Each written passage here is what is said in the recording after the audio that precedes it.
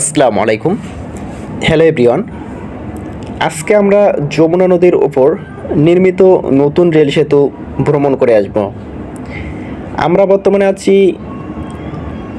যমুনা সেতুর পূর্ব প্রান্তে, যেটি টাঙ্গাইল প্রান্ত বলা হয়। আমরা যমুনা সেতুতে প্রবেশ করেছি। তো আপনাদের বলে রাখি, আমাদের যাত্রা শুরু হয় ঢাকা বিমানবন্দর রেল স্টেশন থেকে। একতা এক্সপ্রেস ট্রেন আমাদের যাত্রা সঙ্গী। আপনারা দেখতে পাচ্ছেন যমুনা নদীর ওপর নির্মিত নতুন রেল সেতু। পুরো রেল সেতু আমরা আপনাদের দেখানোর চেষ্টা করব। আপনাদের বলে রাখি, এই রেল সেতুর ট্রায়াল ভার্সন চালানো হয়েছে এবং যেটি খুব সুন্দরভাবে সফলভাবে এই ট্রায়াল ভার্সন সম্পূর্ণ হয়েছে।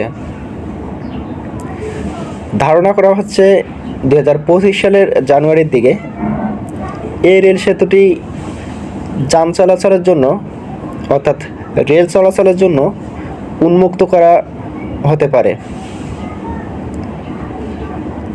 দেখতে পাচ্ছেন যমুনার বুকে নতুন রেল সেতু, দেখতে অসম্ভব সুন্দর লাগছে এবং চারিদিকে পানি, তার মাঝখানে দেখতে পাচ্ছেন যমুনার যে চর আছে, সেই যমুনার চর আপনারা দেখতে পাচ্ছেন। দেখতে খুবই সুন্দর লাগছে, দেখতে পাচ্ছেন। এছাড়াও সামনে এক ভাই হয়তো তার চ্যানেলের জন্য কিংবা তার ফেসবুক পেজের জন্য ভিডিও বানাচ্ছে।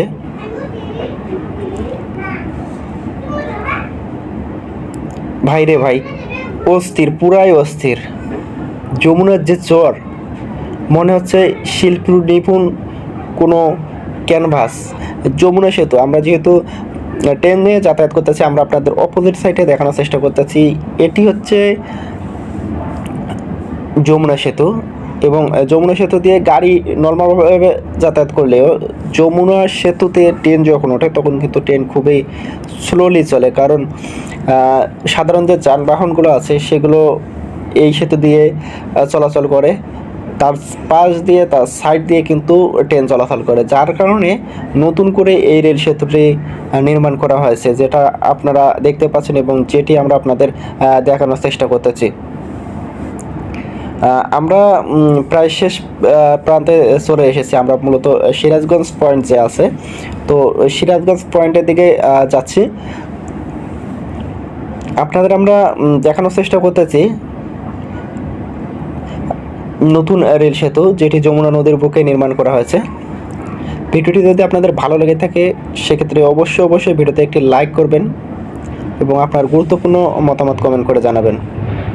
তো আমরা কিন্তু শেষ প্রান্তে চলে এসেছি, মূলত সিরাজগঞ্জ যে পয়েন্ট আছে সিরাজগঞ্জ পয়েন্টের দিকে এসেছি, যার কারণে আপনারা দেখতে পাচ্ছেন যে যমুনার যে চর আছে সাইডে, তো সেটি দৃশ্যমান হয়েছে।